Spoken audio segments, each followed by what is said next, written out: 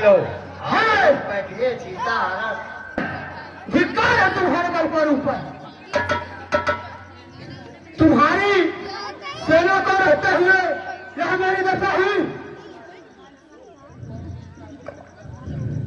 अरे कौन दुष्ट काल के मुंह में जाना चाहता है जिसने तुम्हारी यह दशा कर दी?